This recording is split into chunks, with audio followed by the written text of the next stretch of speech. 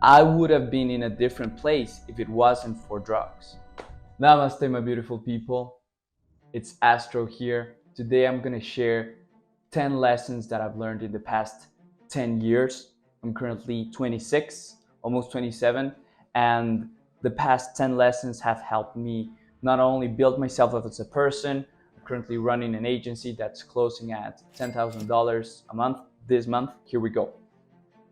The first and most important lesson is when you have an idea or a goal, it requires you to go intently with passion and forward towards that goal. And specifically, when it comes to things that seem out of reach, you have to find other ways to go around it.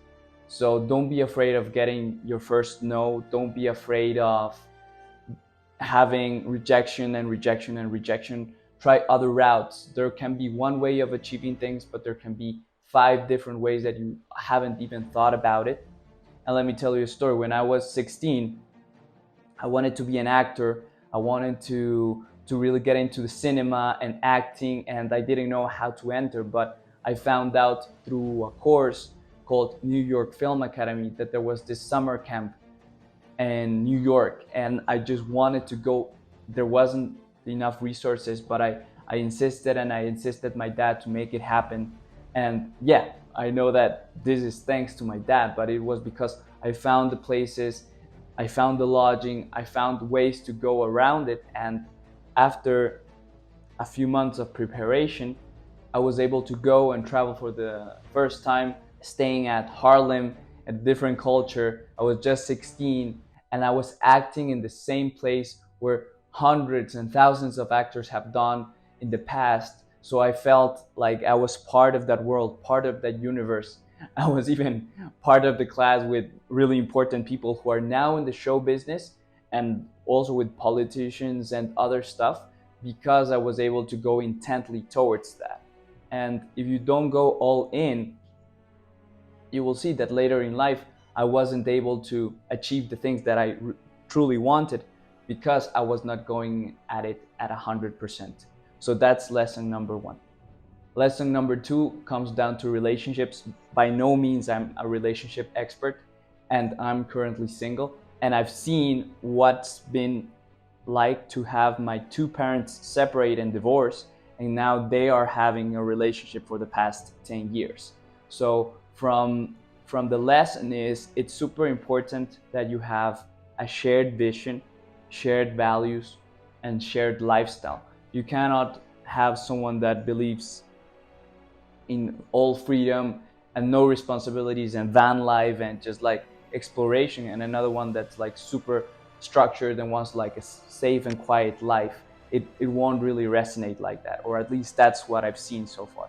And when it comes to beliefs, when it comes to food choices, when it comes to how you do things on a daily basis, you don't have to be exactly the same, but if you overall have a foundation of what you want in life, that's going to be much more conducive and much more powerful. And I'm also saying this because in the last relationships, I was doing the exact opposite and it didn't work.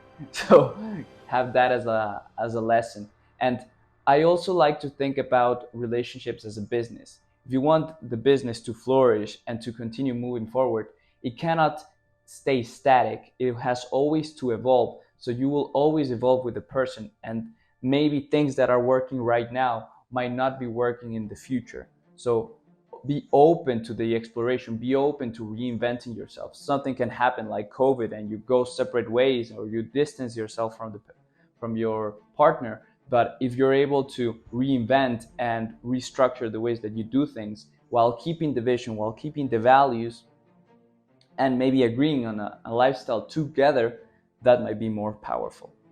Now for lesson number 3, addictions. So I was addicted to sweets, I was addicted to marijuana, I was in a ways addicted to porn and to video games.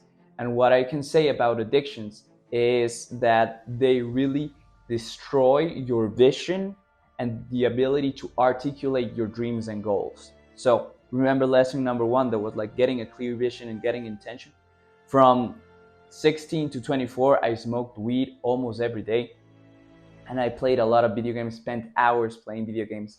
And what I found out is that these vices are to not let you feel the pain that you might be feeling because of my separation with my parents, or because I wasn't feeling that my goals were moving forward. So I would numb myself, and I would like take it easy on myself because I was not achieving the things that I wanted. But because of the vices that I was activating in myself, those were the same things that were keeping me out of my goals. If you get addicted to something, remember that this is now leading your life. So you're building your life around the addiction and your vice, not the other way around. I, in my personal opinion, don't agree on drugs as recreational use. The only drug that I'm currently consuming is caffeine with coffee, but I don't drink alcohol. I almost never would smoke a cigarette. I might take a cigar every 3 months, but it's even like super strong on me. So I rather not do things that don't really benefit me in any shape or form. Right now, even drugs are on that aspect. And I did some drugs when I was younger. I did marijuana, I've done pills, and I know the pleasure you can receive from doing those types of substances. However, it became to a point where I would try to find ways when to smoke during classes at university, or when would I smoke during work, so that I could go throughout the day and like feel happy or feel high.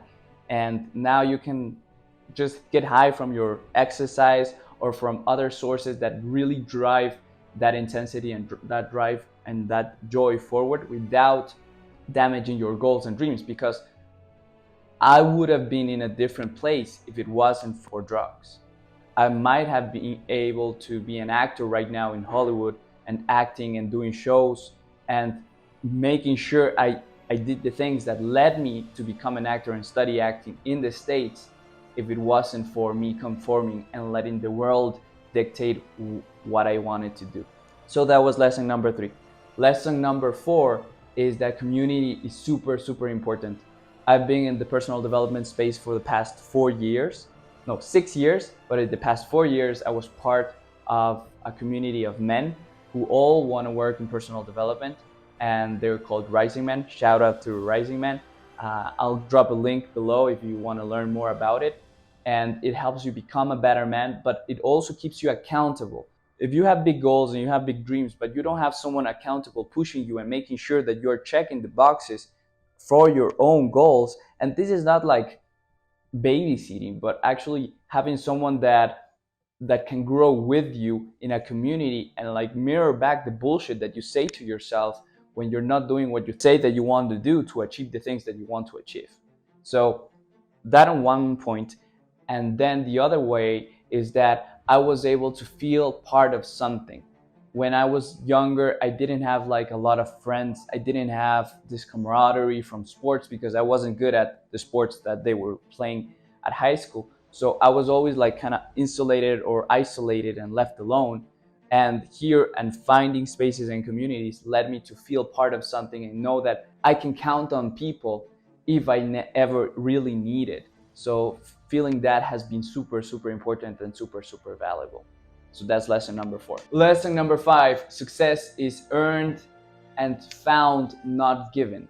So last year I was almost making $2,000 a month, working online as a VA and closing sales. And now I'm closing the year at $10,000 a month with the team and building everything. And it's looked as massive success from the outside, but at the inside, it's just getting started. And the reason why I was able to achieve these things is part luck, because luck also plays a big part working super hard, but success also comes down to positioning yourself in the right places with the right people and having the attitude to do the work and having the attitude to receive whatever comes your way. Because many people want to be successful but are not willing to put themselves first and give first and show that they really care for what they want to do and what they want to achieve in life. They just want it to be given, and The world really doesn't work that way. You have to really put in the work and give the extra mile if you want to be rewarded by it. So I went for a personal development event, and that's where I found a coach that was willing to invest in me. But because I gave first, like I offered videos first, and I offered that I was able to support him in the ways that he needed support, so that he then started to refer me more people and more people and more people. So shout out to Preston Smiles. He's opened so much doors for me, and it's because I had the attitude, and not necessarily all the skills to have it, but have the capacity and the attitude to learn the skills and really receive all the blessings that can come your way if you position yourself, if you have the attitude, and if you want to work hard for it. So we're just getting started, and it's all about the attitude, and it's all about the willingness to be part of something bigger. And now what I'm currently learning with my team, and what I've seen from success from other people and their teams, is that everyone's aligned to the same vision, the same values. And again, similar to having a relationship, you have a relationship with your coworkers, you have a relationship with your clients, because if you understand that both want to go to the same goal, that's going to be much more aligned, and you're going to go much more faster, because not one is having interests crossed with the other, but you really want to align and make the other person successful. And when you have a team and you're able to articulate a vision and the goal of why you want to go this way and why this is valuable, and this is something I'm still practicing right now, but if you're able to articulate why is this valuable, and you treat your people right, and you treat them with respect, and at the same time you challenge them and you keep them accountable, you're going to have a superstar team where everyone's pushing the needle forward to make this a successful company. So you're never going to do big things alone, because you can only go as that far. However, if you have a team and you're able to empower them and lighten them up so you can all push forward, that's going to make a ripple effect that's going to benefit you, not only your life, but the families that are involved with you, and the families of the colleagues and the collaborators that are involved with you. So you just do an effect of helping more people in a really, really powerful scale. So that's lesson number 6. Now, lesson number 7, the toys won't fulfill you. The luxury won't really fulfill you. And I've tasted a little bit of luxury, and I've seen luxury, I've been around luxury. And what I can tell you is that it's the same as not having luxury. I'm here at an apartment that's like $300 a month. I could easily afford a $900 apartment, but I don't do that because that's not my top priority. I'm not in a place right now where I just want to spend frivolously. And at the same time, I feel it's super important that you understand that you don't get pleasure from the things, nor the toys, nor the cars, nor the luxury, but you get the pleasure from experiencing and being present with that thing when you're doing the thing. So, and it's many times the first time that you're just getting pleasure and being totally present, because as soon as you stop being present, you distract yourself with what's next, what's the next thing. But if you're able to just be present with yourself and with what you're doing right now, that is the luxury. The luxury is to just enjoy the moment as it is in the full, most expansive way, because you're never gonna get this moment back. So be mindful that yes, you deserve all the luxury, you deserve all the gifts, you deserve all the love, and that is not the thing that fulfills you. The thing that fulfills you is the capacity to be present with it all and just receive whatever's coming your way. That is the true luxury, and that's the true feeling that you're striving for, and you might not be getting it because you're focusing on the things and the toys and not yourself. So you might not see it here, but I love systems and I love breaking down things because it helps me understand the process better, and then how can I simplify it. And in your life you can do that, because if you track and you start measuring your life in tiny bits of pieces and you start to disassemble everything so you can see it in the big picture, it's going to be much more conducive, and you're going to be able to simplify your life in a way. This helps you in business, this can help in relationships, this has helped me in many aspects of my life, because I'm able to just expand everything and then simplify. Go to the most tiniest detail, write about it, talk about it. Many of the videos that I'm recording is a way of me articulating my thoughts and how can I improve my thoughts and my wording around the topics and the ideas that I have in my mind, so they don't just stay in the mind, but they actually expand themselves and they can become other things. So that's lesson number 8. Lesson number 9 would be have a purpose in life, have a meaning, because I've had 2 of my brothers who have contemplated suicide in a way, and there are many people around that have depression right now or have things that are really, really powerful and damaging. What I can see is that the purpose that I have in my life, or the belief that I have in something bigger in my life, is keeping me grounded to this moment. So if you're able to really just understand that there's something bigger, or you're part of something bigger, or you believe in God or Allah or Krishna, it's much more easy to understand why you keep living this way. And you know there's something else in the future for you. So whatever works for you, I would ask you to consider what is something bigger than you. And if there's not, what is the meaning that you're giving to your life? And this is a question you might always in your life ask you, but just be open to the concept that there is something bigger than yourself. And maybe it's your higher self, maybe it's your future self, maybe it's just nature, maybe it's just like the big sun and the planets. But this makes you understand that you're part of something, that you're not alone and a piece of life living around the planet and then you die and you disappear. Which can be the case, we don't know. However, the first one is easy for you to continue living. And I would love for you to continue living. And lesson number 10, don't take it so seriously. At the same time, level up as much as you can. So I did plant medicine a few years ago, maybe 2022, the beginning of 2022.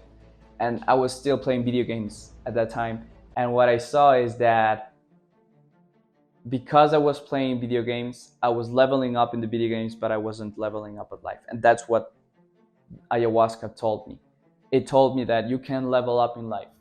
And leveling up in life, again, ties back to your purpose, your meaning, whatever sounds good to you, but you know there's a bigger level for yourself. That's why you're watching this video. And I know that there are certain things in your life that you have to let go of to level up. There are things that you have to start doing to level up in your life. So my invitation is to, yes, do those, and at the same time know that this is a game. You can choose to play as whoever and whenever you want. Also understand that there will be consequences of playing different characters in the game. However, this is your game. So leave the other people's games alone. Focus on yourself. Focus on your growth. See you on the next video. Blessings to all, and let's keep rolling.